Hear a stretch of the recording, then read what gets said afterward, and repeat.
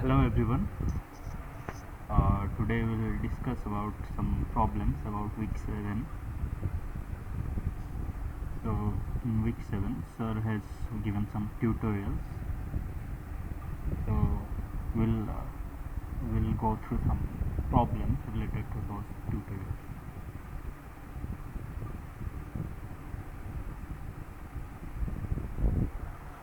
So here, coming to the first problem, the question is the legendary transformation of the entropy function with respect to all three independent variables like internal energy, volume, and number of particles is what?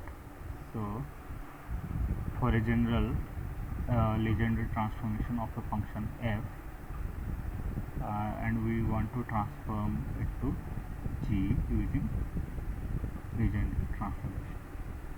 So what is this transformation form? This form is g equal to f minus x into del f over del x.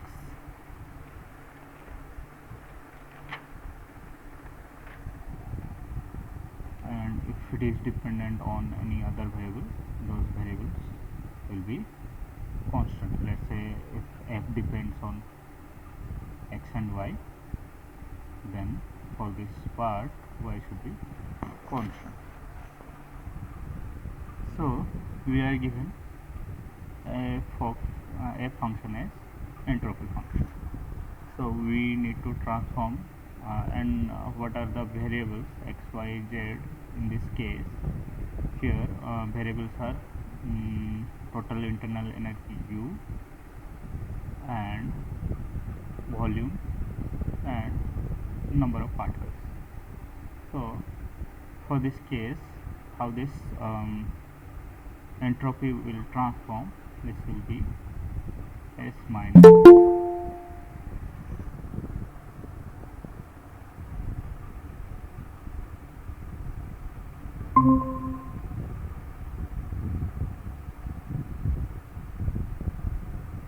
Hello, I just started. Okay, let me tell you the question once again. So in this question, it is asked that legendary transformation of entropy function with respect to three independent variables: internal energy, volume, and total number of particles. Right. So for general legendary transformation, if it is transforming from a function f to g, then the legendary transformation form is like g equal to f minus x into del f over del x. And if f depends on other variables, those other variables will be treated as constant. So in our case, what are the variables for us? The total internal energy, volume, and number of particles. Right. So our entropy, the legendary transformation of entropy will be S minus U over del S over del U, where the other parameters G,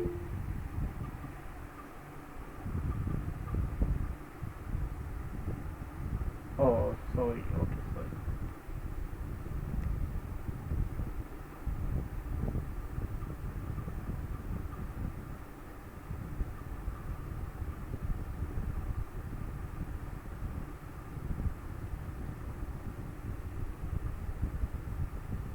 Is it visible now?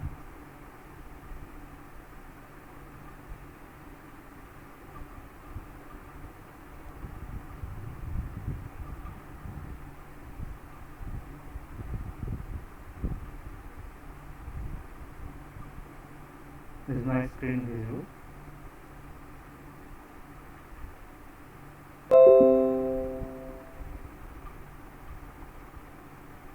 Okay, I assume it's visible. So as you couldn't see previously, so let me start again.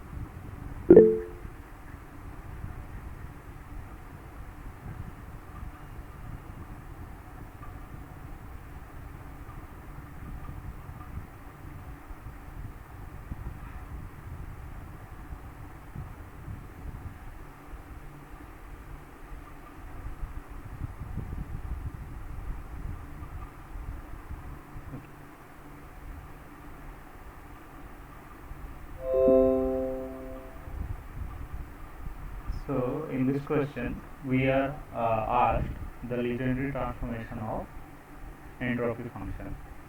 So initially our entropy function is dependent on internal energy, volume, and the number of particles, right? So let me tell you the general form of legendary transformation. So initially we have some function f of xy. Then you want to transform it to via legendary transformation.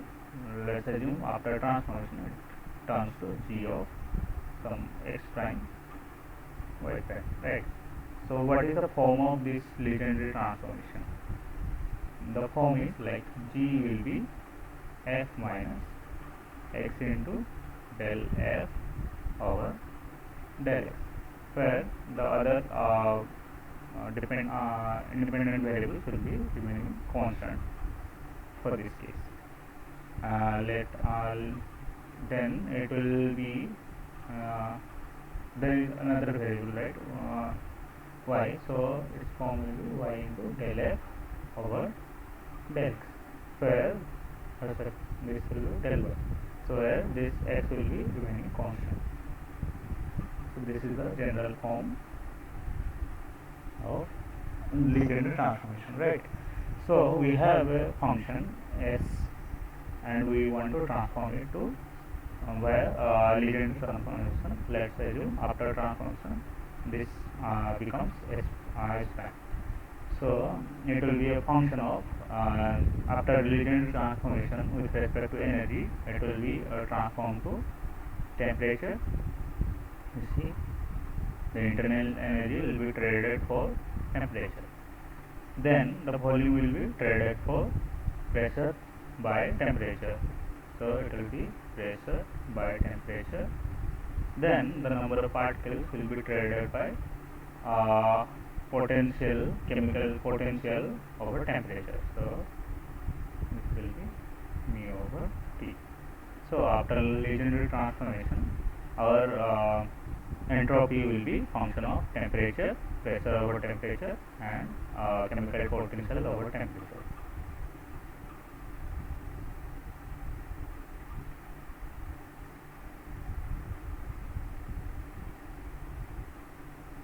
Right. So we have a general form for the legendary transformation. So let's write the general form for this case of entropy. So after transformation, this entropy becomes S prime, right? So this S prime will be S minus, what is the first variable? U. So U into del S over del U, where the other variables B and N will remain constant. Then minus, the next variable is B into del S over del V, where this Q and N will remain constant. Then minus N into del S over del N, where this Q and V will remain constant. Right. Then from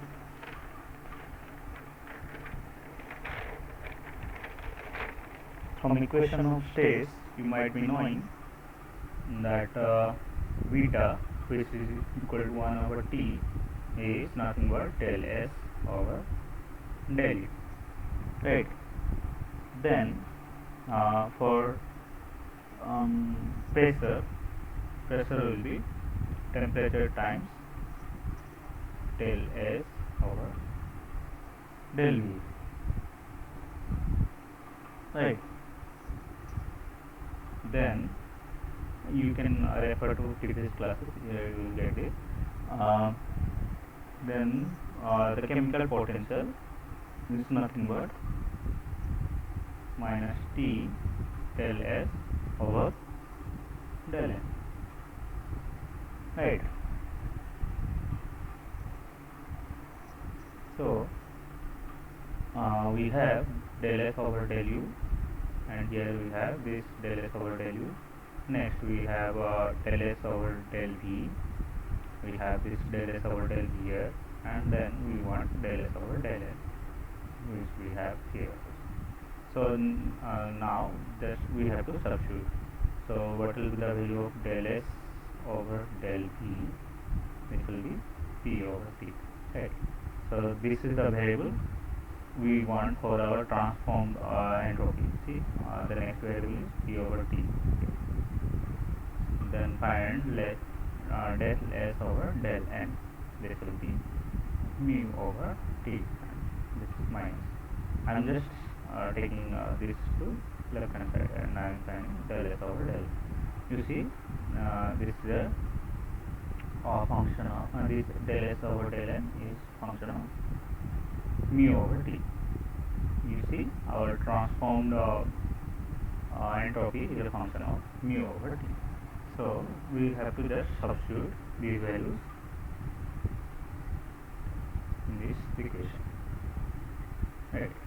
Then let's substitute this S prime, which is a function of T, P over T, and mu over T will be S minus U, and this del S over del U is 1 over T. So this is U over T, then minus V, or del S over del V is P over T. So this is Vp over T. Right. Then we have minus N del S over del N, which is minus mu over T. Right. So this is minus, it will go there, so it's plus. So you see which is making S minus ut mu over T and P over T B. So this is the right answer.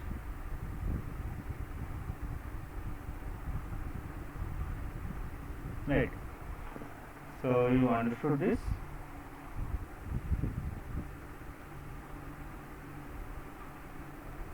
We just used general legendary transformation. So initially entropy was a function of total internal energy, volume, and total particles. So after transformation, it will be a function of temperature, pressure over temperature, and chemical potential over temperature. So we use this general form of legendary transformation for our entropy, and in final we got this answer. Right. Now come to the next question. So this is a similar kind of question that sir has taught you in the tutorial class. So the question is, there are n number of particles which is very greater than 1, and they are diatomic molecules. So we can assume them to marbles connected by some spring as diatomic molecule, and they are stuck on a metal surface of square symmetry. So there is a metal surface which has square symmetry. I draw it as rectangle.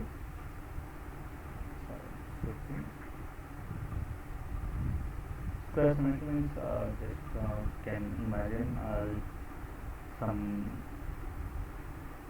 little squares on the surface, and their x length, y length will be same.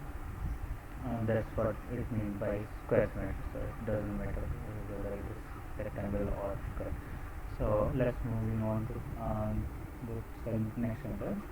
So each molecule can either be lie flat on the surface, in which it must be aligned to one of the two directions, x and y. So the molecule it can lie on the surface, and it should be aligned with x direction. Let's take this as x direction, and perpendicular to this x direction is y direction.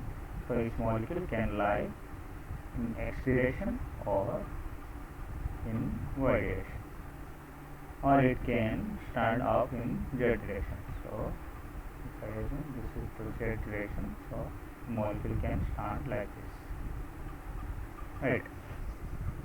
So there is an energy cost epsilon which is greater than 0 associated with the molecule standing up and or lying down along x and y direction. So if it is lying down in x and y direction, its energy will be epsilon, right? So this state, and for this state the energy will be epsilon, and for z direction the energy is epsilon over.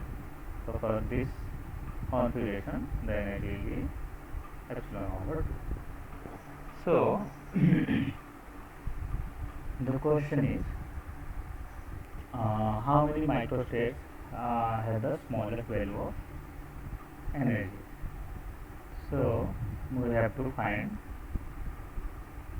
the microstate with smaller value of energy and for n number of particles, where this n should be small. Let's denote it as ES.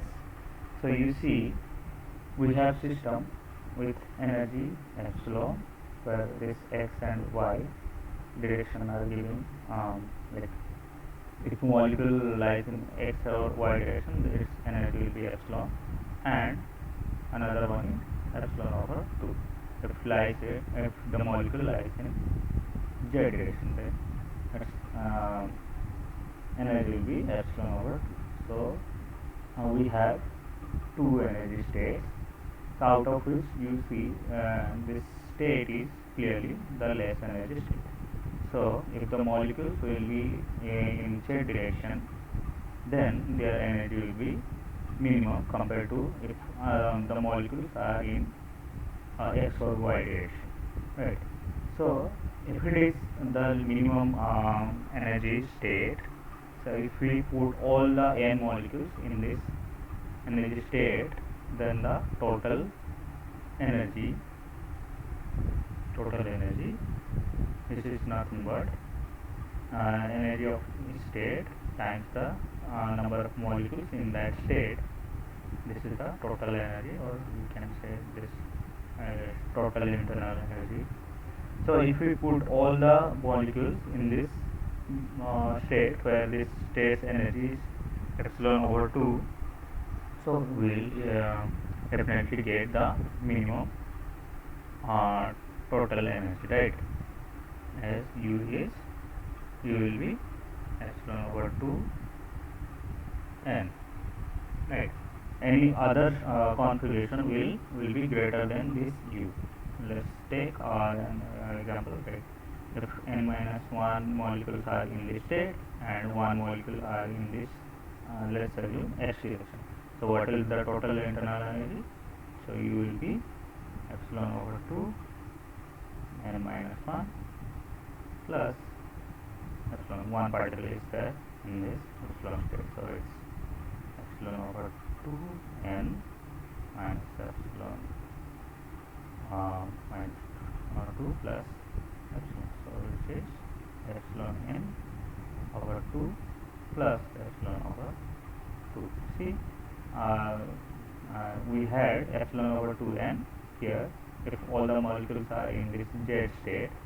Now we consider one molecule is in x direction and rest of are in z direction. So in that case we have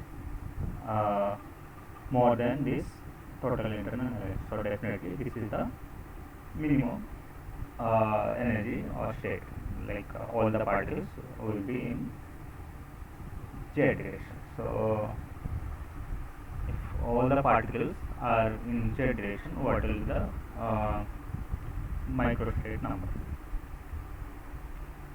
So if we are considering these molecules are as identical,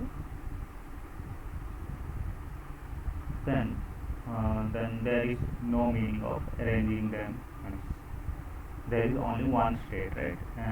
Like this epsilon by 2 state. So if I am putting a number of molecules here in this state, there is no meaning of arranging between those molecules, right? So there is only one way of arranging, of attaining this state, this kind of state, right? So the number of microstate will be 1, right?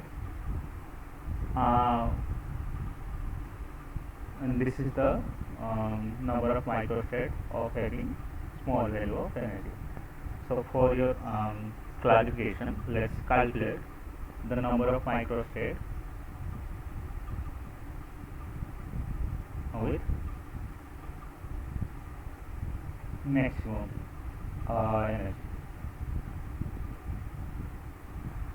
So the answer is definitely 1. We are just going one step ahead to calculate the maximum energy state, the microstate for maximum energy state.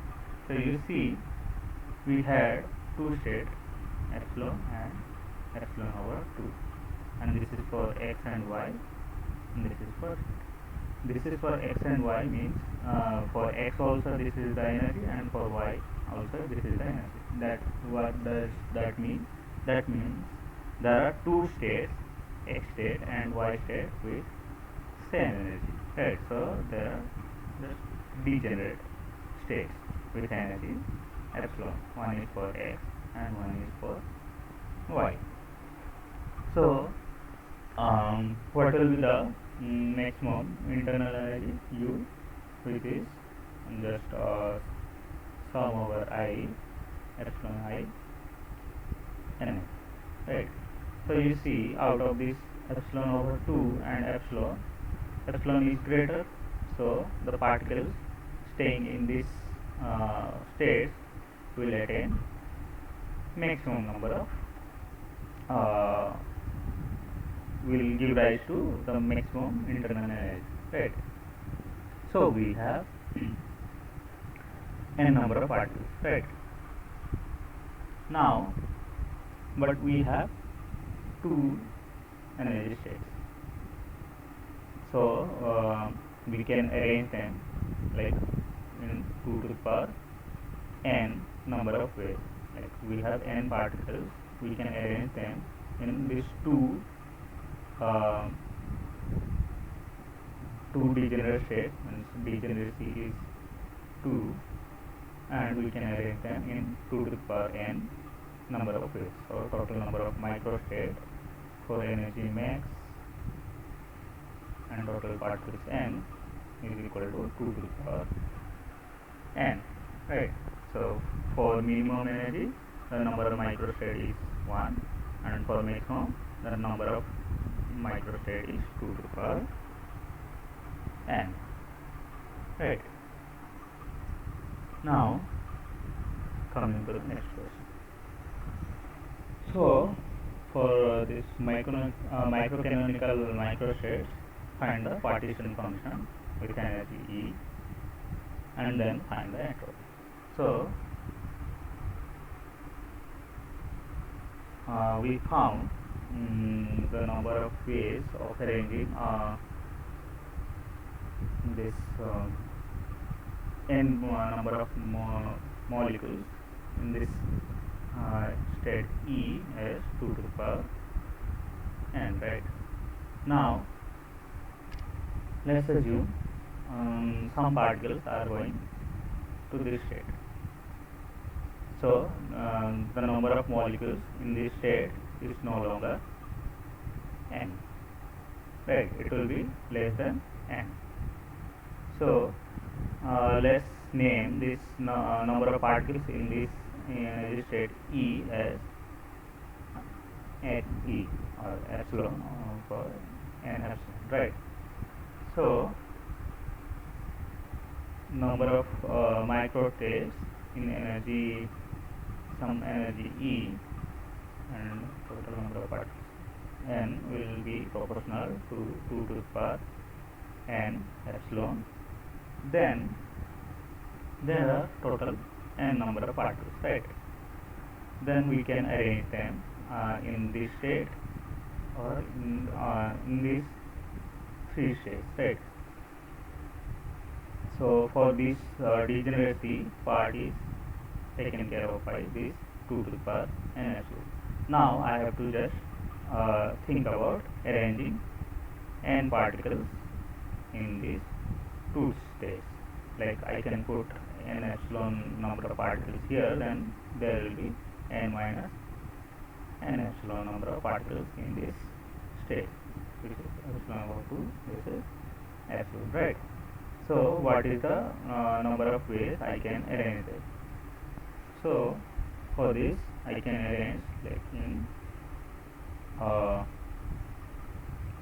combination of total n number of particles. I can arrange them in n epsilon ways. So it will be n factorial divided by n epsilon factorial into n minus n epsilon factorial, right? So initially what we did, we had n number of particles in this degenerate state. So arranging those particles in these two degenerate states is 2 to the power n. Now consider there are some particles are moving to this epsilon over 2 states. So the number of particles in this degenerate state is no longer n. Let's name this as n epsilon, which are in this degenerate states. So the rest of the particles, which are n minus n epsilon, they are in this epsilon over 2 states now. So effectively I have two energy states and n number of particles. I can take n epsilon number of particles at a time to arrange these two states. So this combination will be n factorial divided by n epsilon factorial n minus n epsilon factorial, right? So this is the number of ways I can arrange between this epsilon and epsilon over 2 states. So and this degeneracy part is taken care of by this 2 to the power n epsilon. So what will be the total number of microstates for any arbitrary energy E? This will be n factorial divided by n epsilon factorial into n minus n epsilon factorial times 2 to the power n epsilon, right? So I got this is the number of microstates for energy E and total number of particles n. So the question is find the number of microstates for microcanonical ensemble. So we found this total number of microstates as this much. Then we have to find the entropy. So this total number of microstates is nothing but e to the power s, right? Then what will be the entropy? Simply I have to take logarithm on both the sides. So s will be ln of omega, right? So entropy will be ln of n factorial divided by n epsilon factorial times n minus n epsilon factorial into 2 to the power n epsilon, right? This is the entropy for any energy E and total number of particles n, right? So this is the entropy. Now understood, right?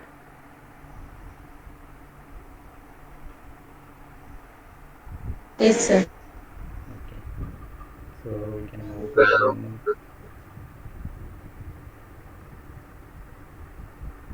then we can move to the next question.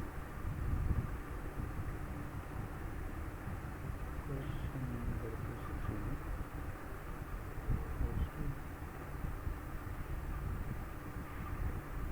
Okay. Okay, then we have asked to calculate the heat capacity. So, what is heat capacity?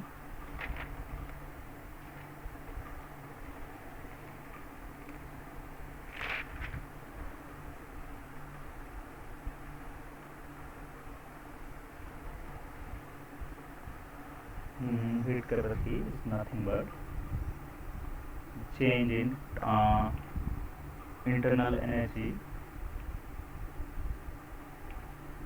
with the change of temperature. Temperature. Yeah. So this is the definition of heat capacity. So for that, I have to first calculate U, right? So for this case, I have to first calculate U. So for U, then I have to find the partition function Z, canonical partition function. So I can't calculate the heat capacity for microcanonical ensemble, as for microcanonical ensemble there is no exchange of energy or number of particles, right? So I have to consider canonical ensemble, where the heat is exchanged and heat is exchanged and it as a result of that it reaches a temperature T. So first I have to calculate the canonical partition function, right? So I have number of microstate uh, for microcanonical ensemble, right? Now I have to find the canonical partition function. This is nothing but sum over e to the power minus beta e times this number of microstate from the microcanonical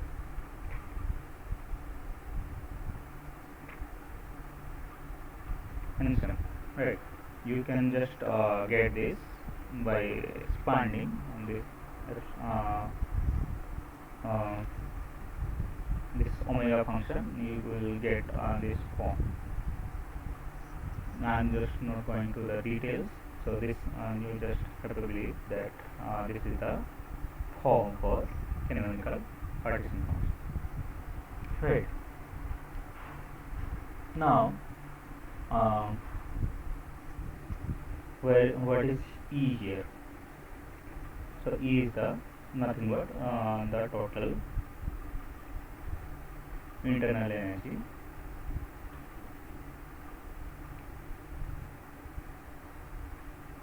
of my system.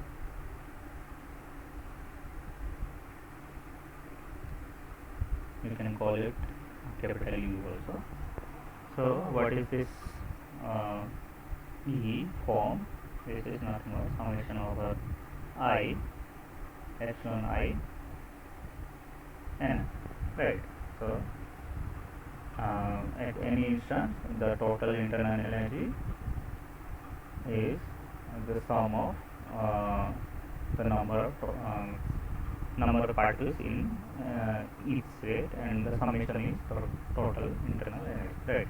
So for our case we have epsilon energy state and epsilon over 2 energy state, right? And this epsilon state is degenerate. That means there are two states in this epsilon state, x and y, and z state is not just epsilon over, right? So in this case, if I am assuming n epsilon particles are in this state, epsilon. So in that case I can write this E as nothing but epsilon times n epsilon plus epsilon over 2 into n epsilon over 2. So I am just taking this 2 degenerate state as one state. Their energy is same, so I have to consider all the number of molecules here and here. I have to take the sum as they are in the same energy state epsilon.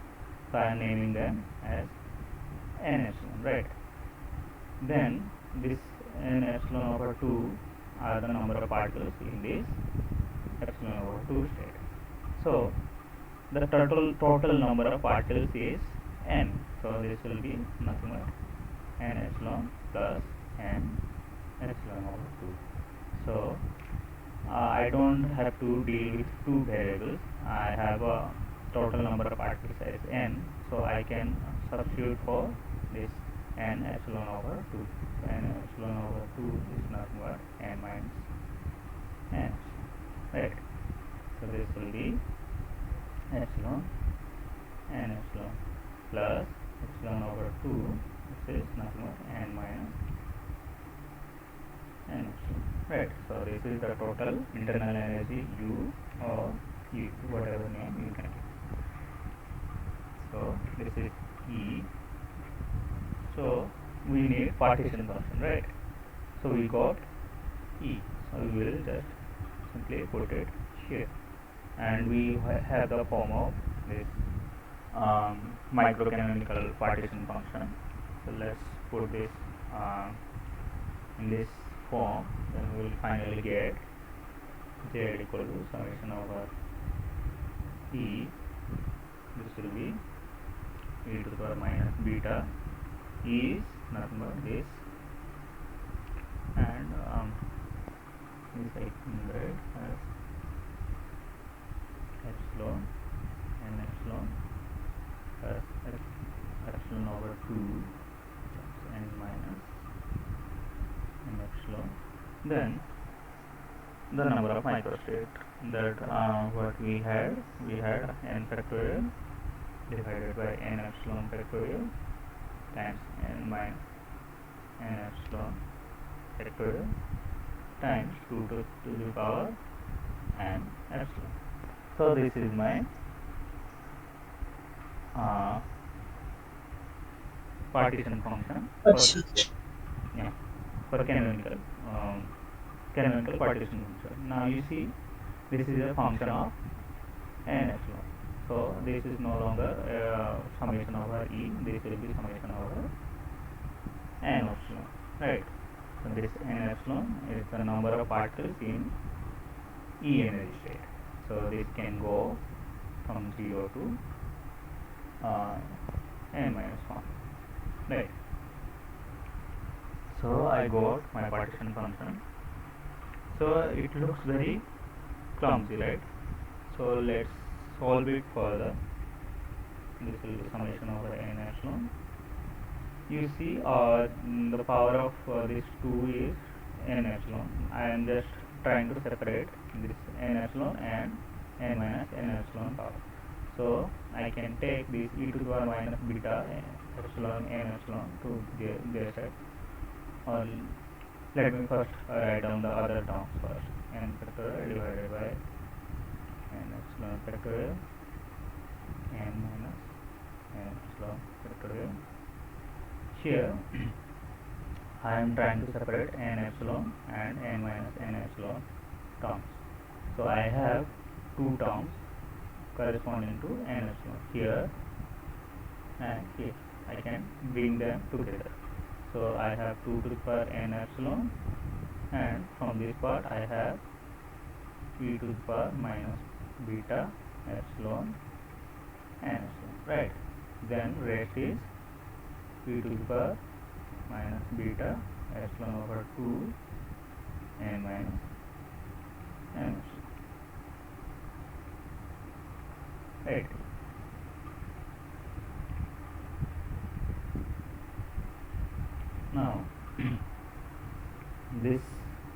part I can write it. If you have a to the power x and b to the power x, it will be simply ab to the power x, right? So I have 2 to the power n epsilon, then e to the power minus beta epsilon times n epsilon. So I have a b, this is x, you can imagine it to be, then it will be 2 e to the power minus beta epsilon to the power n epsilon, right? So I can substitute for this. So this will be z equal to summation over n epsilon n factorial divided by epsilon factorial n minus n epsilon factorial. This will be 2 times e to the power minus beta epsilon to the power n epsilon into e to the power minus beta epsilon over 2 to the power n minus n epsilon. There is a reason I am writing this in this form. So we will compare this with something. As you might be knowing about binomial expansion of a plus b to the power n, this is nothing but summation over this ni, where this is of the form n factorial divided by ni factorial into n minus ni factorial times a to the power ni and b to the power n minus n. Right, this is binomial expansion general form. Right, so we can compare this general form to our partition function. So what we will get? We will get a as 2 e to the power minus beta epsilon, right? Ni I am taking as n epsilon and b as e to the power minus beta epsilon over 2, right? A I got this and b I got this. So I have this summation form. I can simply write this partition function as a plus b to the power n form, which will be 2 e to the power minus beta epsilon plus e to the power minus beta epsilon over 2 to the power n, right?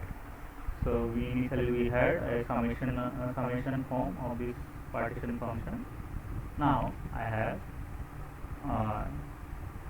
function without summation, where this number of particles are in x1, right? So I have partition function now.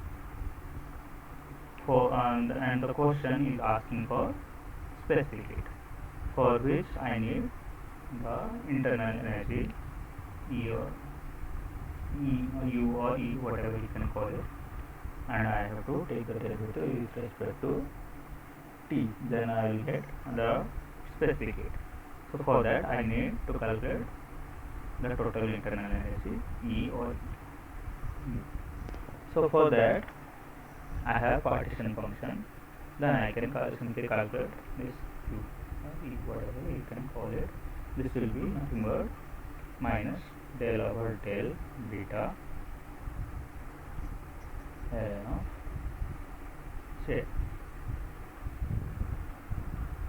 right? You can simply verify this. If I take derivative with respect to beta, what I will get?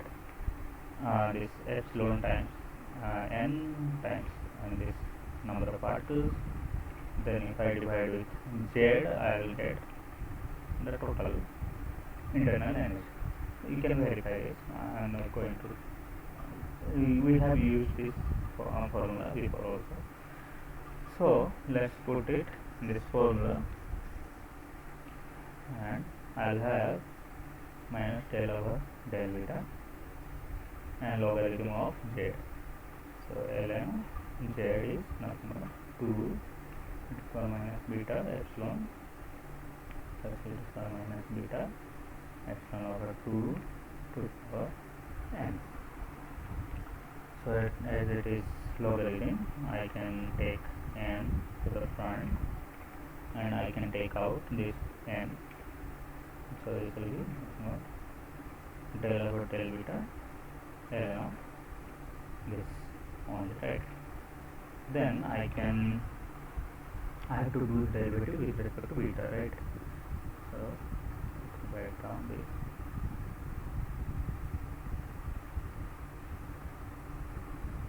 So my function is with respect to beta. So let's apply chain rule. Then it will be n times 1 over this value 2 e to the power minus beta epsilon plus e to the power minus beta epsilon over 2. As ln was there, so its derivative is 1 over this function. Then I have to do the derivative with respect to this. So this will be 2 is there constant. Then I have to do the derivative with respect to beta. Then I will get minus epsilon e to the power minus beta epsilon. Then plus here I will get minus epsilon over 2 e to the power minus beta epsilon over 2. So this is nothing but u, right? Let me write it simply. So there are minus, here also minus there, so it will cancel. So I will be remaining with n into 2 epsilon e to the power minus beta epsilon plus epsilon over 2 e to the power minus beta epsilon over 2 divided by this 2 e to the power minus beta epsilon plus e to the power minus beta epsilon over 2. So I got u, right? Now I can calculate the heat capacity. So heat capacity is nothing but del u over del v. So I have to do derivative with respect to t, but I have a function with respect to beta. Beta is nothing but 1 over t. So either I can change this beta to 1 over t, then do the derivative with respect to t, or I can change this derivative itself, right? I have the form like this. I can take derivative on both sides. So it will be del beta equal to minus 1 over t square del t. So what will be that del t? Del t is nothing but minus t square del beta, or this t square I can write minus 1 over beta square del beta. So 1 over del t is minus 1 over beta square del beta. So or I can write del over del t as minus beta square del over del beta, right? I can replace this derivative with respect to t as with respect to beta. So this will be nothing minus beta square del u over del beta. So I have to do derivative with respect to beta. So I have the function I have a function in terms of beta, and then I have to do the derivative with respect to beta. So it's easy now. So this c of t, this will be minus beta square del over del beta. U is nothing but this one. So you put this and I can take n outside. So this will be 2 epsilon e to the power minus beta epsilon plus epsilon over 2 e to the minus beta epsilon over 2 divided by 2 e to the power minus beta epsilon plus e to the power minus beta epsilon over 2. Now you have to apply chain rule. So C minus beta square, and I am doing derivative of the upper term first, then the lower term is constant. So what will I have? This will be the lower term remains constant, 3 minus beta epsilon plus minus beta epsilon over 2. The upper term, from upper term I will get, with respect to beta I am doing derivative, so it will be minus epsilon again, so it is minus 2 epsilon square e to the power minus beta epsilon plus 1 minus epsilon by 2 will come, then it's minus epsilon square over 4 e to the power minus beta epsilon over 2. Then I have to do the derivative of the denominator, then the numerator will remain constant. So doing this derivative, I will get 1 minus, and I will get square of this term, then the numerator will remain as such, 2 epsilon e to the power minus beta epsilon plus epsilon over 2 e to the power minus beta epsilon over 2. Then I have to do the derivative of this, so this will be 2 minus epsilon e to the power minus beta epsilon minus epsilon over 2 e to the power beta epsilon. Okay. Now you can solve it. You can solve it for yourself. Then it will be the numerator, this term will be multiplied with this denominator, and you solve this and you will get the answer for this heat capacity.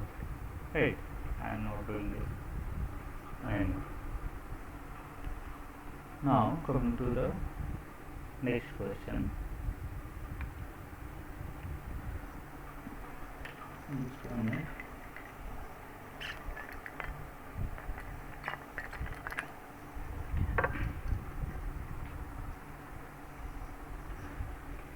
Okay, so in the next question we are being asked the probability of each state. So we have two states, epsilon and epsilon over 2, and this is degenerate. Now it's telling us to find the probability of each state, right? So we have partition function as summation over this something, and there will be some function of I and beta. So what will be the probability in terms of partition function? So let's assume in this summation there are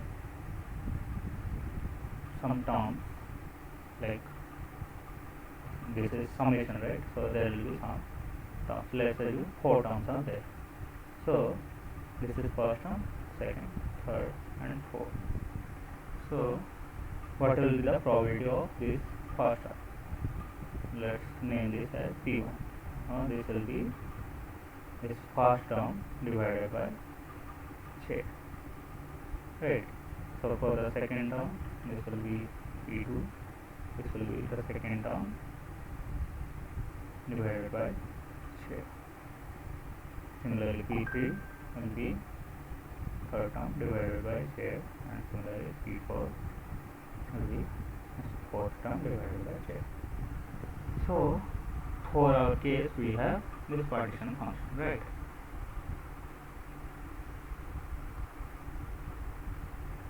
Here we have partition function, and this is for n number of particles. If there is only one particle, what is the partition function? Let's name it as Z1. So this will be simply e to the power minus beta epsilon plus e to the power minus beta epsilon over 2.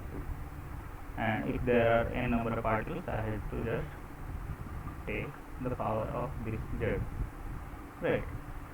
So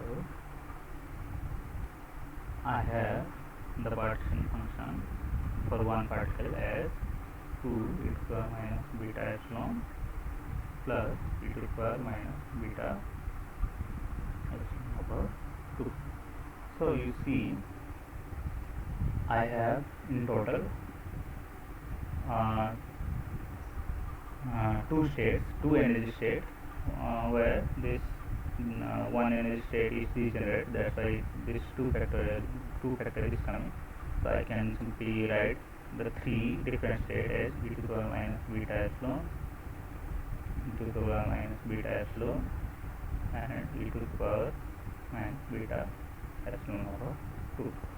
These are three energies for three different energy states, out of which two are degenerate. So if I want to calculate probability for this energy state epsilon, let's name it to be T1. So this will be nothing but this, they are degenerate, so 2 e to the power minus beta epsilon over 0. So this is nothing but 2 e to the power minus beta epsilon divided by 2 e to the power minus beta epsilon plus e to the power minus beta epsilon over 2. Right. This is for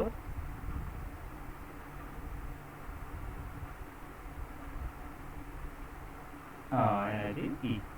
Then I can calculate the probability of particles being in energy state epsilon over 2. This will be nothing but this term divided by z. So this will be e to the power minus beta epsilon over 2 over this z. This is e to the power minus beta epsilon over 2 divided by 2 e to the power minus beta epsilon plus e to the power minus beta epsilon over 2. So these are the only possible probabilities, like particles being in energy state epsilon, the probability is this one, and particles being in energy state epsilon over 2, for that the probability is this one. To verify that these are the only two states, you can add them P1 plus P2. If it is 1, then you know this is complete, there are no other states, so you can add them, you will see it will be equal to 1. Right. This is from conjugation of probability. So we calculated the probability of each energy state separately. So you understood this?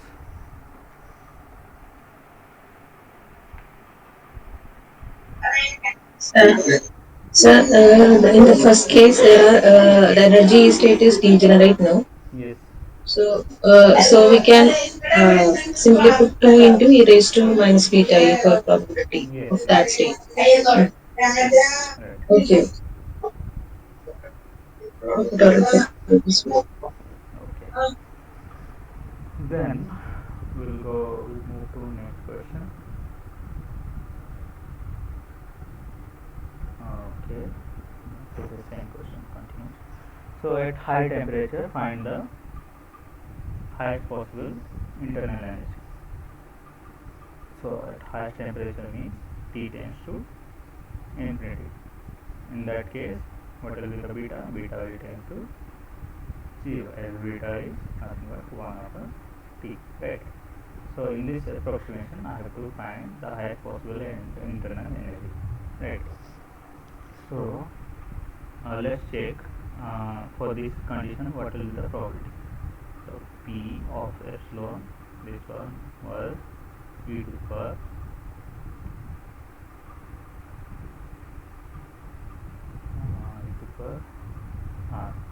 2 e to the power minus beta epsilon, 2 e to the power minus beta epsilon over 2 e to the power minus beta epsilon plus e to the power minus beta epsilon over 2, right? So as this beta tends to 0, what will be these terms? Beta 0 means e to the power 0, this will be, this term is 1, so this will be 2 divided by 2 into 1 plus 1, so this is 2 over 3. So you see the probability is 2/3, that means 2/3 of the particles will prefer this energy state when this temperature tends to infinity. And then the other particle, other probability you can simply calculate by, like, there was this p epsilon plus p epsilon over 2, this is supposed to be 1, right? So the other part you can calculate from this one you have 2 over 3, so other one will be epsilon over 2 is nothing but 1 minus 2 over 3, which is 1 over 3. Or you simply can calculate from here p of epsilon over 2, this will be nothing but e to the power minus beta epsilon over 2 divided by 2 e to the power minus beta epsilon plus e to the power minus beta epsilon over 2, where this beta tending to 0. So in this case also you see this will approach to 1 divided by 2 plus 1, which is 1 over 3, right? So you see, as temperature is tending to infinity, there are two energy state epsilon and epsilon over 2. The probability is 2/3 in this state. The 2/3 particle will prefer this energy state and 1/3 particle will prefer this energy state. But let's not forget this E state is degenerate. So out of these 2/3 particles, 1/3 particle will prefer this state and 1/3 particle will prefer this state, x and y. So you see, as temperature tends to infinity, all the particles tend to distribute equally in all the energy states, 1/3, 1/3, 1/3, right? So in this case, what is the highest possible internal energy? What is the internal energy formula? This is nothing but summation over I epsilon I and I, right? Where this Ni is the number of particles in that state. So you see, I have 2/3 of the particle in energy state epsilon and 1/3 of the particle in energy level epsilon over 2, right?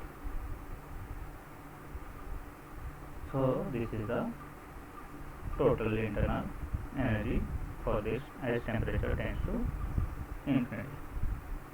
So let's write it in simpler term: 2/3 and epsilon plus 1/6 and so on. So you can solve this,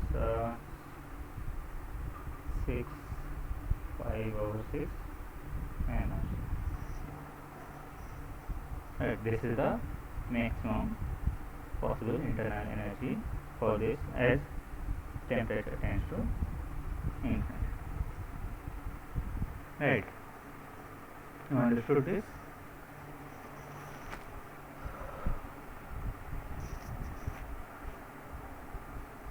Sir, how did this last term in 1/6 of n of u? This You see, 1/3 of epsilon by 2 this energy that can be multiplied. yes, this is multiplication, right? Energy with number of particles in that state. So number of particles in that state is 1 over 3n, and the energy of that state is epsilon over 2. So this is epsilon n over 3 into 6. Right.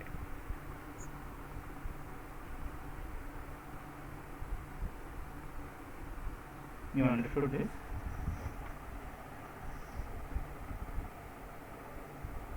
Yes, sir.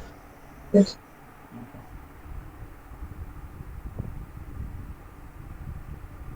Then we'll move to next question.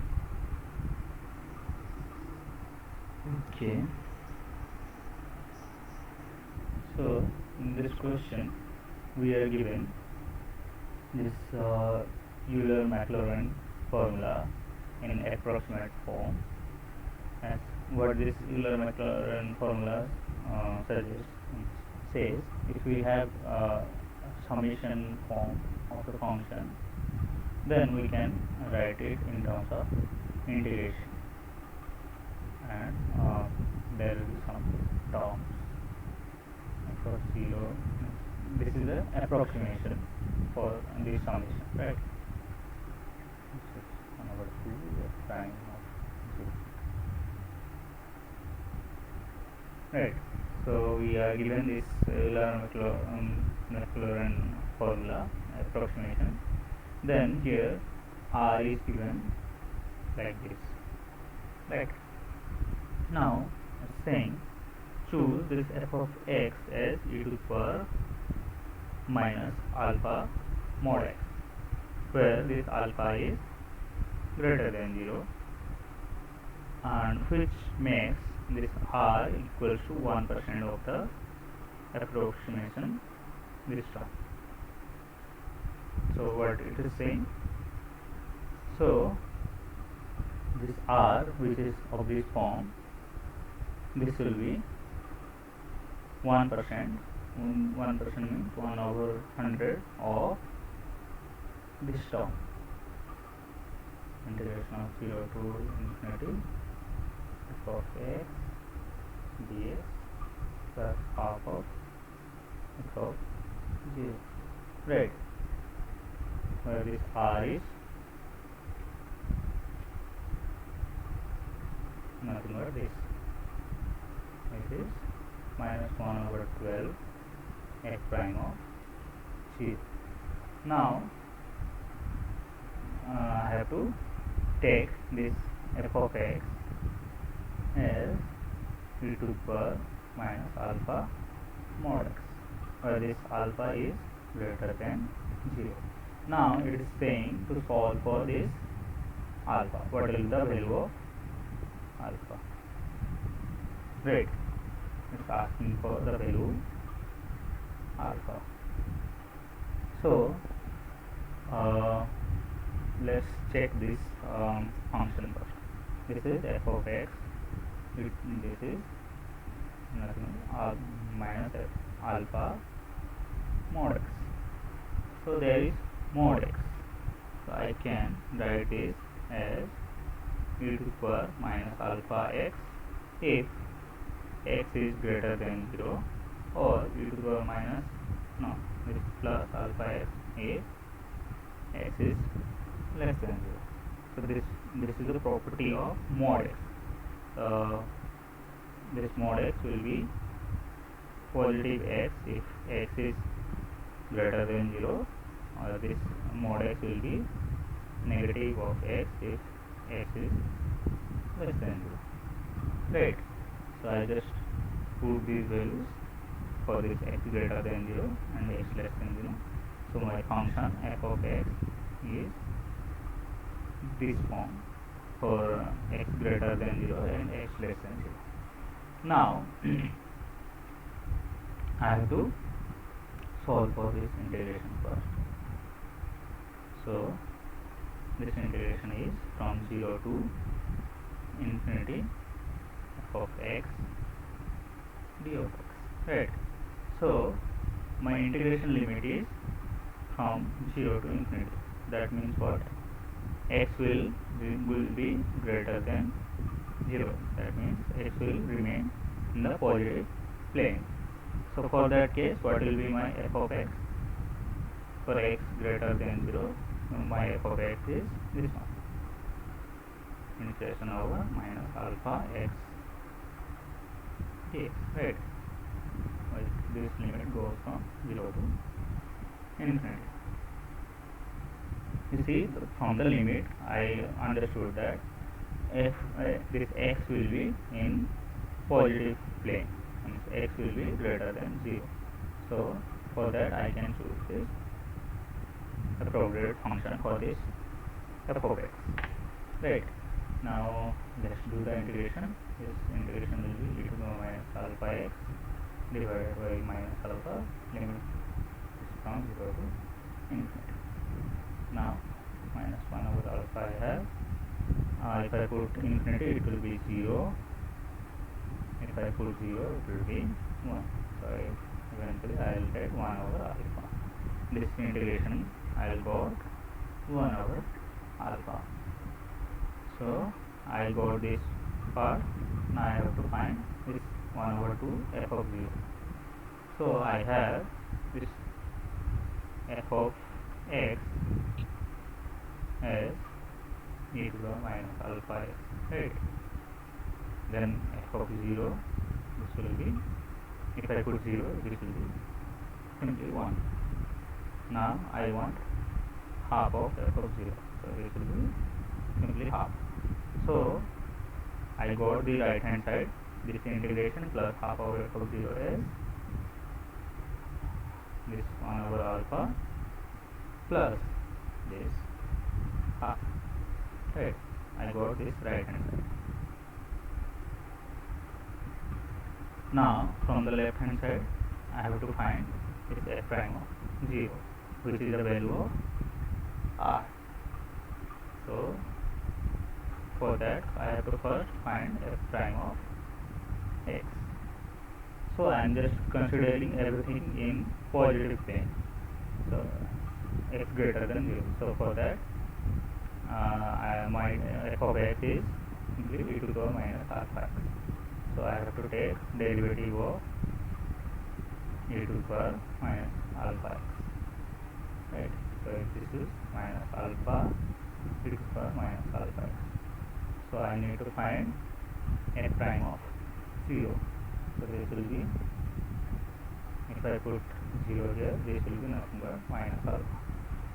So what is the r value? R value is minus 1 over 12 f prime of 0, right? So f prime of 0 is minus alpha here, so 1 over 12 minus minus plus, so it's 1 over 12 alpha. R I got, and the right hand side also I got.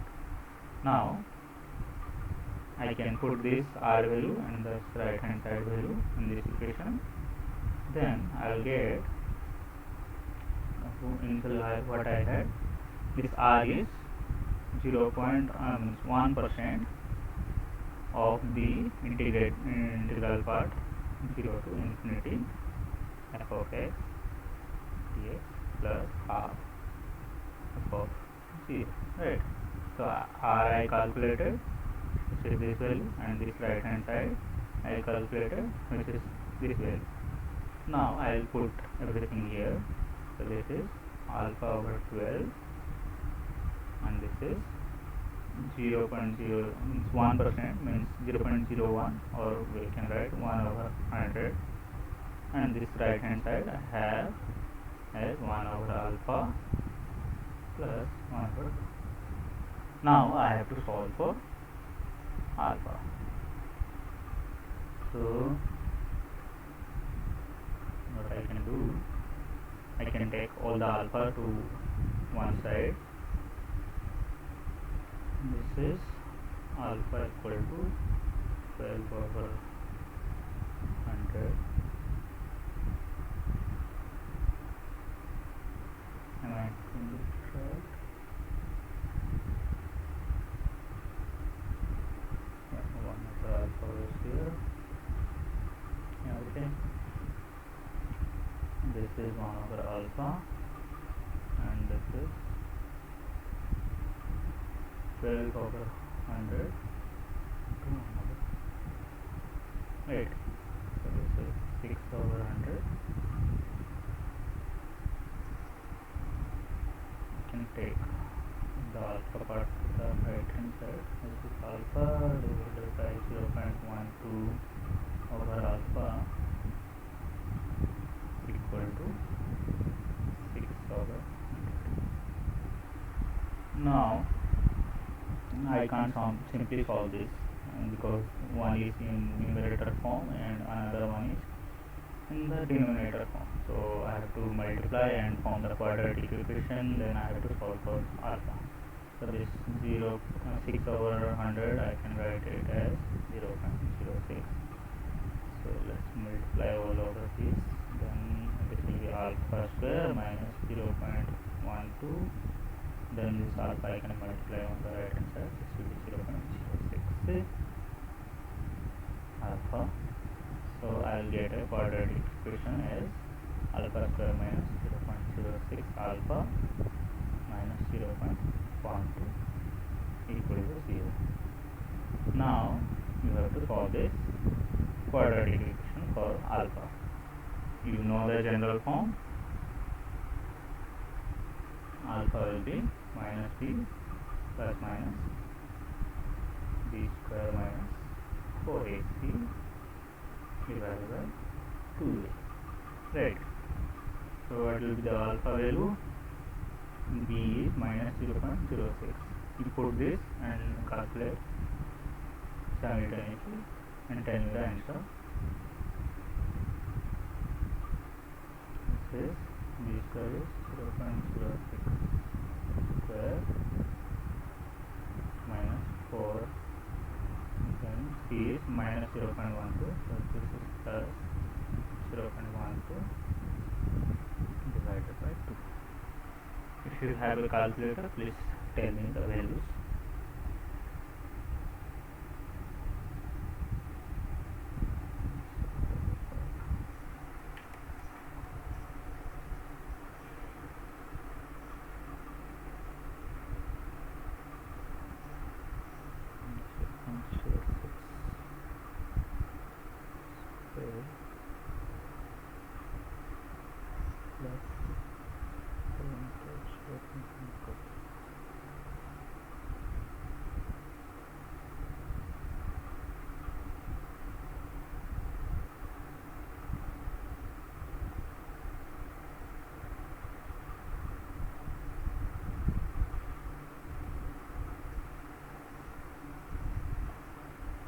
So this root of the part I am getting as 0.695. So I will have two different values of alpha. One is plus and another is minus. This alpha will be 0.695 plus 0.755 divided by 2, and the another one is 0.635 divided by 2. Right. This will be the alpha value.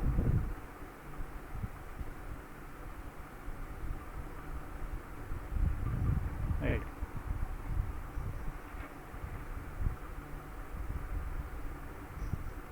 Okay.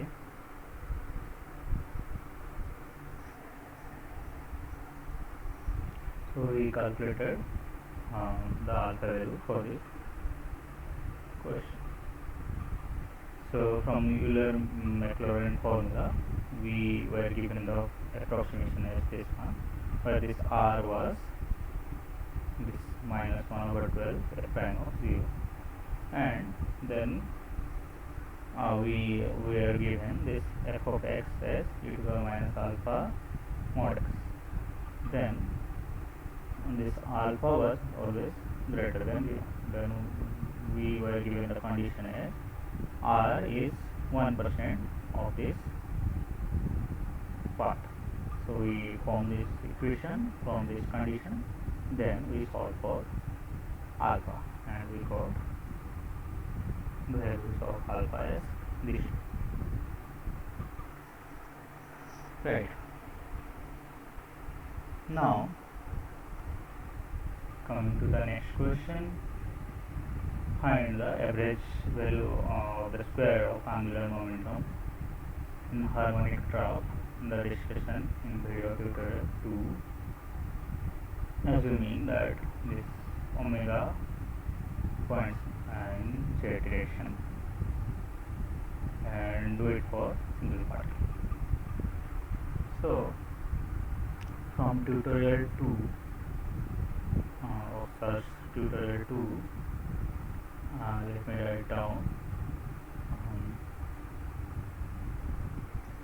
write down partition function.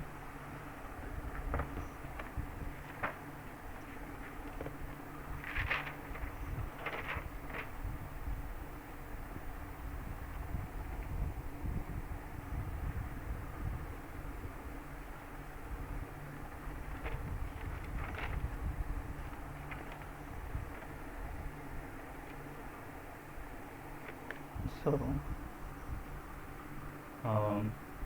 the partition function before solving was like in this form: integration of minus beta h e to the power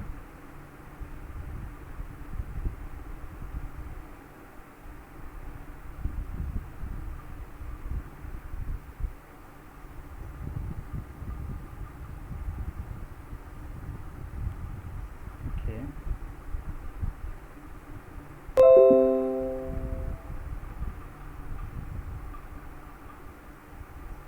So the general partition function was like in this form: e to the minus beta h, and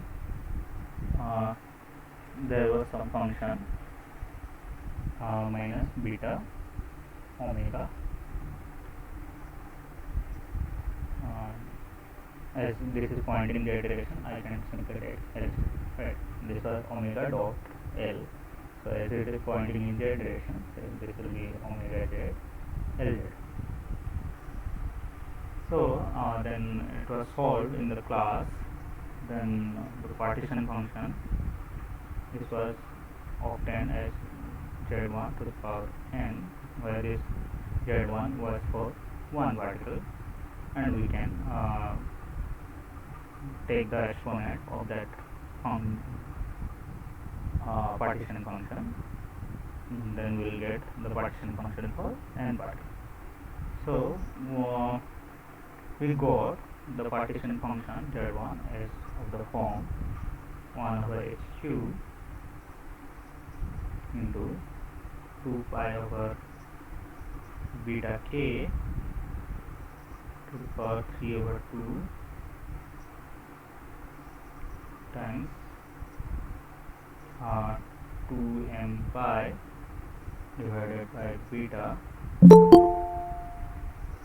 to the power 1 over 2 times k over beta over 2m minus beta omega square over 2k. So from class we got this partition function for one particle. Now we have to find the average angular momentum square, Lz square. This I have to find, and from the class we had this partition function, right? And in general I have this partition function formula. So to calculate Lz square, what I can do, Lz square, this will be nothing but integration over Lz square, then e to the power this exponent minus beta h minus beta omega Lz divided by the total partition function. Right, this is the way you calculate the average value of any of the variable.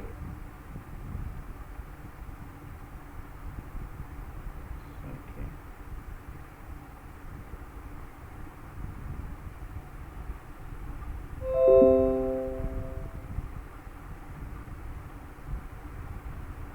Okay. Then I have this z as e to the power minus beta h minus beta omega h. Right. So from this partition function, I can get, if I take a derivative of z with respect to minus beta omega, then I'll get Lz, and if I divide it with total partition function, I'll get the average value of this Lz. Right. So I need Lz square. Right. Then what I have to do? I have to take derivative twice. So it will be 1 over z. This will be del square z divided by del minus beta omega square. So I have to find this form from this partition function. This was the general partition function from the class. So we can do one thing, we can take a derivative with respect to omega, and we can consider this beta to be constant, and we can take this outside. So we will have to do this just minus, this is beta square, and this is the partition function z. Then I have to do the second derivative of z with respect to, sorry, this was minus and it was square, so it's plus. So derivative with respect to this omega square. Right. So that means I have to take 2 times derivative of this j. So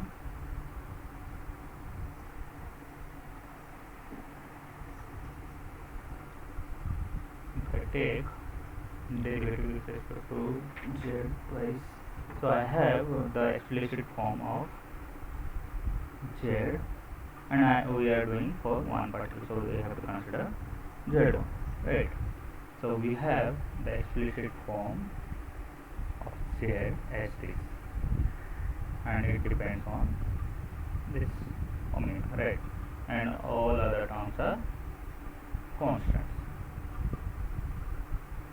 So as we are doing for one particle, let me write down as this z1, z1, this z1, this z1, and let me write down z1 form here once again. This is nothing but 1 over h cube into 2 pi over beta k to the power 3 over 2 times 2n pi over beta 1 by 2 multiplied with k divided by beta over 2n minus beta omega square over 2k. So you see, these terms do not depend on omega, only this part depends on omega. So it will be easier for us if we simplify this further. Then I can simplify this term.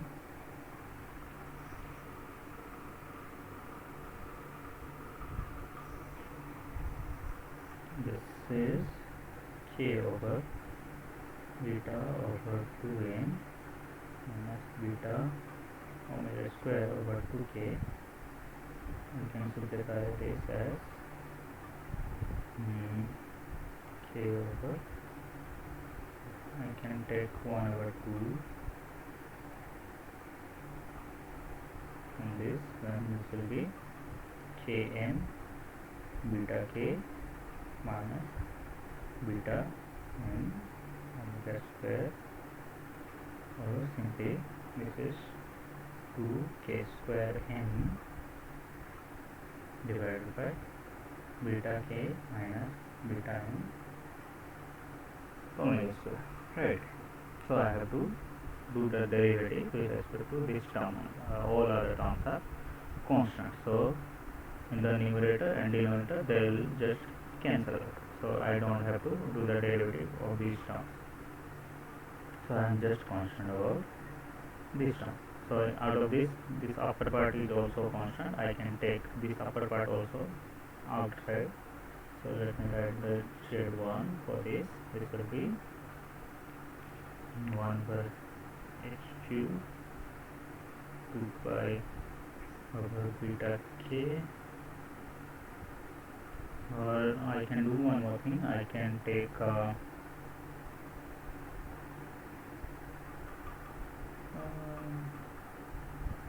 no, let it this beta. I can take beta common from here also. 2k square m over beta. This is k minus m omega square. Right. So this is 3 over 2 pi 2 pi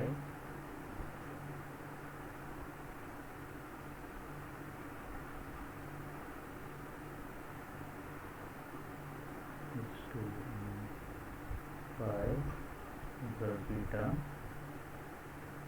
1 2.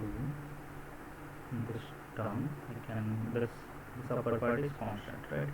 So I can take this outside, 2k square m over beta, then the rest is 1 over k minus m omega square. So I have to do the derivative of this term twice. So let's do the derivative with respect to del omega 1 over k minus m omega square. So I have to just solve this, then this problem will be solved. So let's do the first derivative. So if I do the first derivative, it will be minus plus 2 m omega divided by k minus m omega square whole square. This is the first derivative. Then I have to do the second derivative. Then for that I can apply chain rule. So this will be 2m over k minus m omega square whole square, then minus 2 m omega minus 2 m omega divided by one more 2 will come from this. So here, okay. This is k minus m omega square cube. So this second derivative is this one, k minus m omega square cube. This is 2m k minus m omega square. This is plus 8 m square omega square, right? So this is, you can solve it further, 2nk minus 2n square omega square plus 8n square omega square divided by k minus m omega square cube. So this will be 2nk plus 6m square omega square divided by k minus m omega square cube. So this is the second derivative of the term we are interested in with respect to this omega, right? So we had to calculate this Lz square. So for that we can simply do this second derivative of the partition function for one particle system. Then we will divide this partition function, we will get the desired result.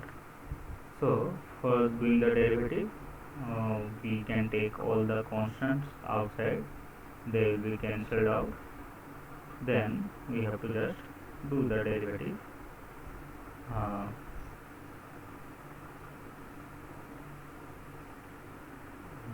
With respect to this term which is dependent on this omega, right?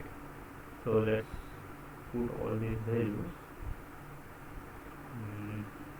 This term I already got. Let me find some white space. So this second derivative with respect to omega square we got as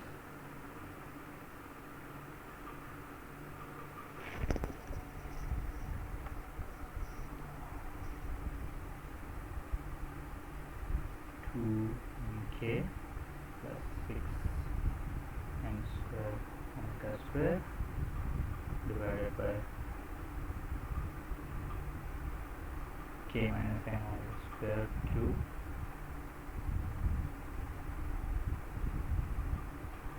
right.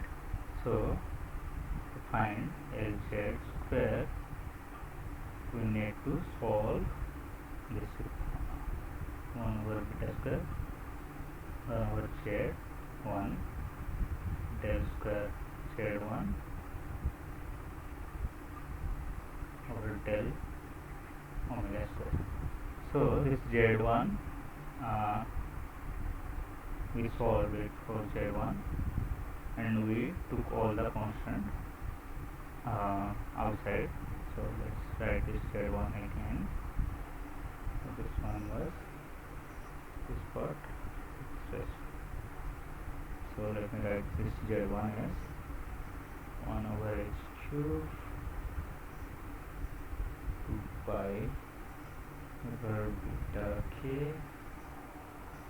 about 3 over 2 then 2n pi over beta 1 over 2 and the last part was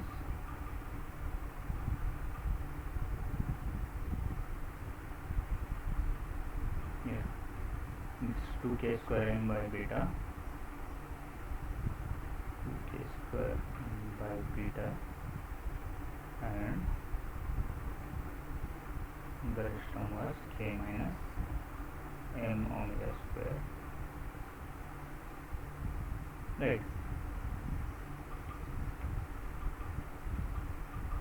Yeah, we got z1. Now then we did the differentiation with respect to this term only.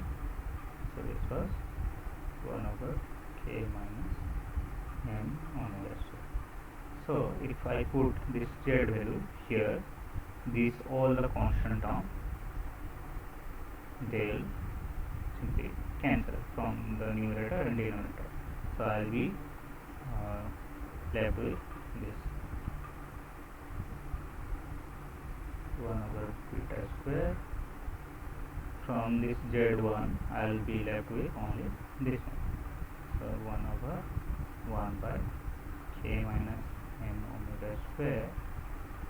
So this is this omega k over k minus 1 over k minus m omega square.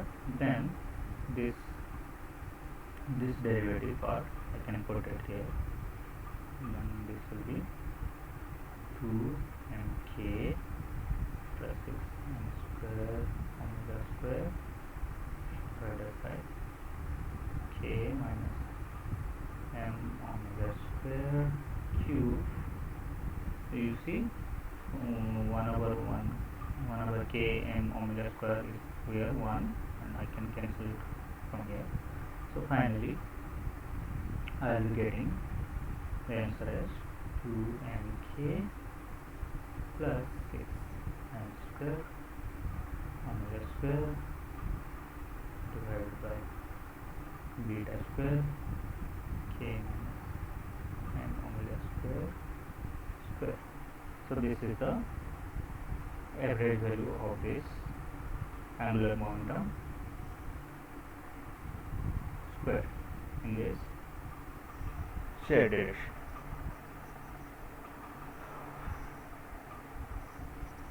Right.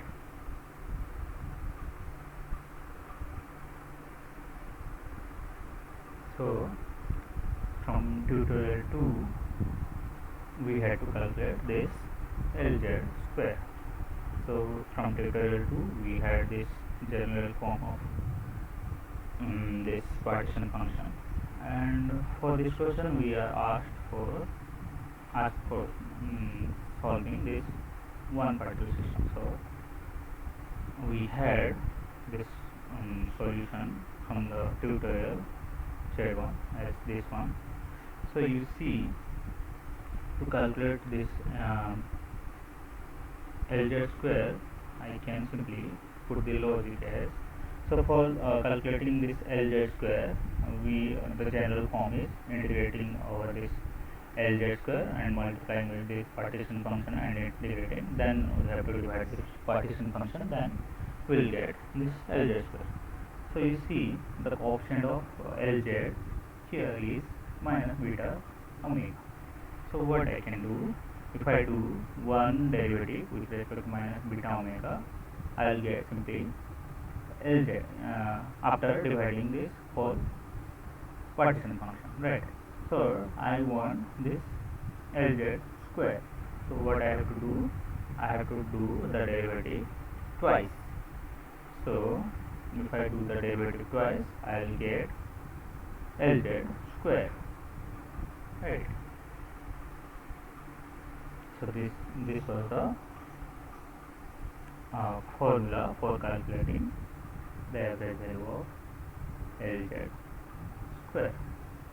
Then we have the explicit solution for Z1. Then we want to do the derivative with respect to beta omega, and from that also we can take this beta outside and we have to do the derivative with respect to omega also.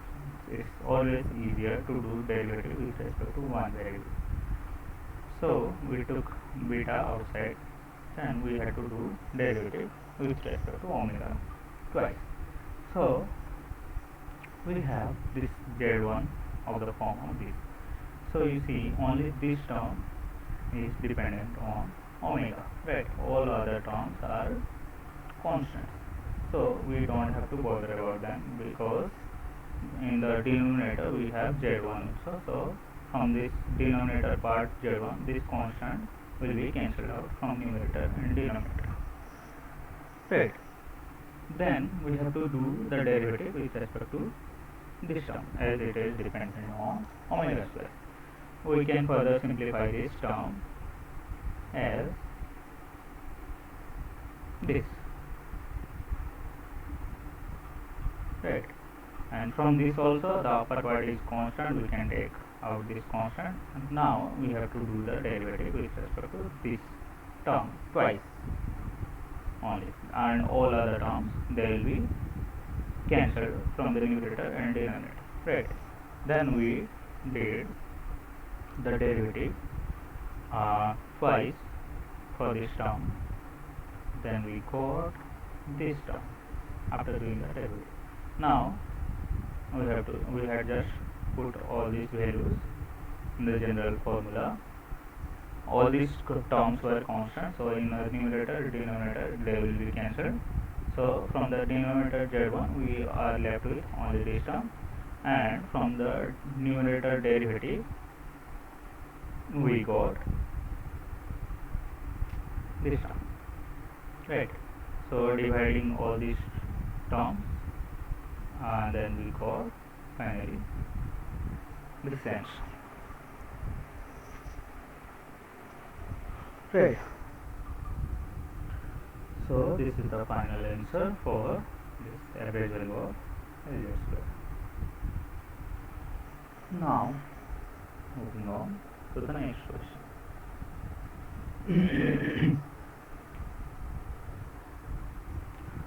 Now the next question, we are given a system with total spin 3, and we have considered the Hamiltonian as this form. So this is just simply the classical kinetic energy, and this energy is coming from the interaction between the magnetic moment with the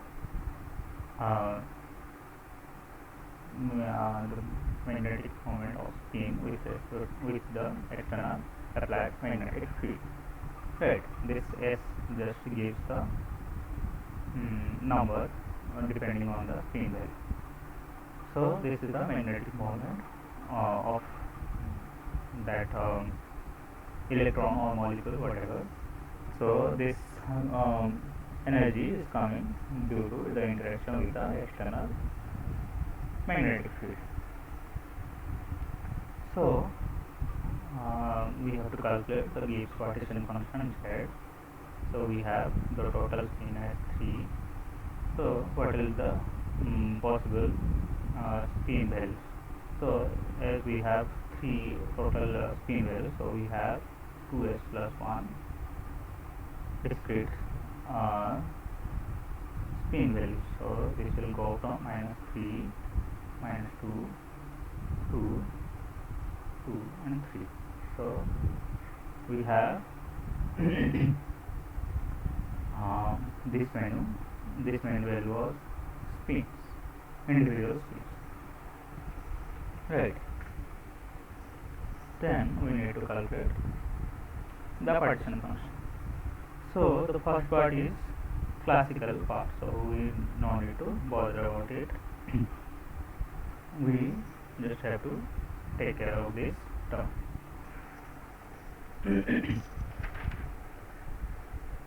So have used the space, okay. So the partition function depends on temperature, on number of particles, volume, and external applied magnetic field. I can simply write this as I can decouple that's ideal, simply ideal gas, and this quantum effect due to this external applied magnetic field. This as minus beta, and this term which I have added to the Hamiltonian, which will be minus mu b dot sz si z. Right. So this is the classical part. I can denote it as Z0, so I do not have to bother about it. I'll get the most of the contribution from this part. Right. So let me write this exponent clearly. So this will be minus minus plus beta mu p dot si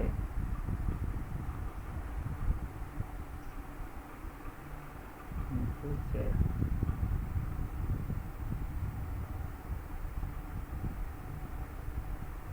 Right. Now what are the SI values? The SI values going from -3, -2 up to let me write all of this. So -1, 0, then 1, 2, 6. So I have in total 7 values. So what will be the partition function? So this will be the summation over this partition function will be summation over I over this less z0 is there, e to the power this term si. Right. Then si goes from all these values. So This will be the partition function of this case, right? So I can calculate on the probability of each spin as this e to the power in this term. I can put all the SI values explicitly. So let's write P minus 3 for the probability of this spin state minus 3 minus 3. This is state value is minus 3. I can write it as, I can put e to the power beta mu b s z is minus. So this is minus 3. So this will be e to the power minus 3 beta mu b over the total partition function. So this is the probability for the spin state minus 3. Similarly, I can write the probability for spin state minus 2 as, this number will always change, e to the power minus 2 beta mu b over z. Similarly, for probability for z equal to minus 1 will be e to the power minus beta mu b over z. And for the positive spins, you have to just change the negative sign to positive sign. And for spin 0, p as z equal to 0, if I put 0 here, this will be only 1 over z, right? And the positive spins, they will just replaced by this positive number here. So it will beta mu p over z. So you have spin states, explicit spin states, right? And you have the partition function. So for the first question, it was asked about partition function. So you have partition function. Then you have probability. Then it is being asked find the probability finding its spin state at a given temperature. So we calculated the probabilities for each spin state also. So the second question is also solved. You have to write P S Z equal to 2 and P S Z equal to 3. Right. This will be only plus of these terms. So probability is calculated. Then find the average magnetic dipole moment. This average of M over V, where this M is nothing but mu summation over this SI Z. So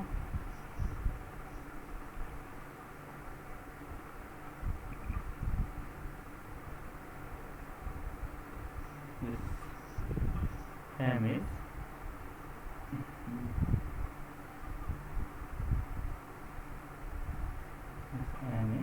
given as mu summation over I SI Z, right? Now I have to calculate this average of M per unit volume. So this average of M Z, I can simply write, you see the partition function, you see the partition function here, this exponent, let me try it here I have e to the power beta mu b SI Z, right? So I need mz, which is nothing but mu summation over SI Z.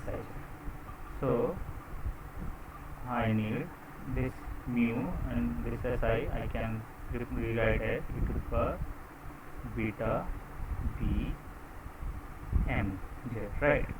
So I need the average value of this mz. So what I have to do? I have to do the derivative with respect to this beta b. Then I have to divide this exponent in the denominator. So if it is partition function, I am doing the derivative with respect to, then I have to divide with respect to the partition function. Or simply I can instead do this to the derivative with respect to beta b of ln of this partition function. Right. Then I will get this mz.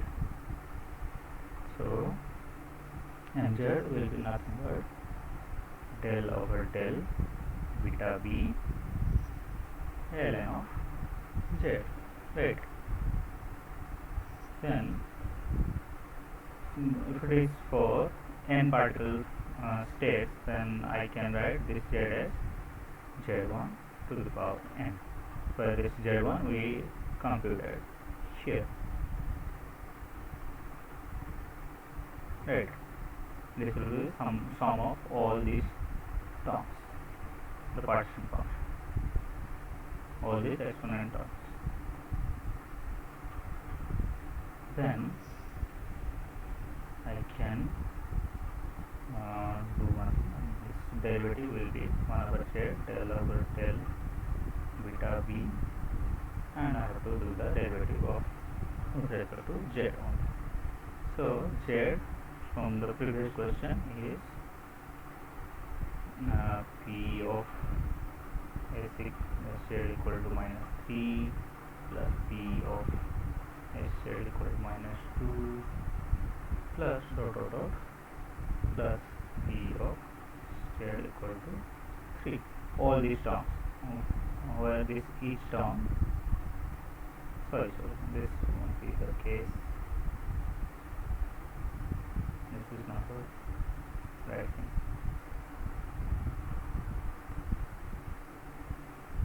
So the partition function is just simply e to the power minus,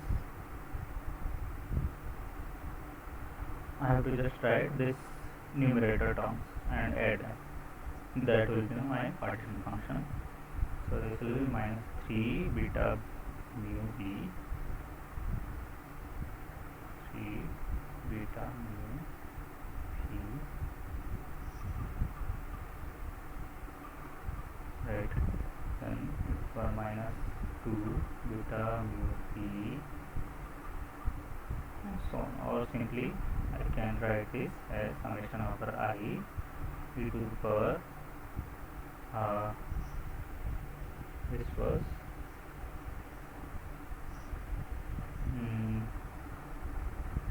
minus plus, so this is beta d mu sj, where this mu si, summation over si, this was replaced by mz, so I can write this as summation over I e to the power beta b mi. Right. So this is my z. Then with respect to beta b, if I do the derivative, I will get the average value of this mz. Then I have to divide b on both the sides. Then I will get the desired result. Right. So you can do this. It has been done in the class. Then next question is find the susceptibility temperature G. So we calculated this average value of m, right?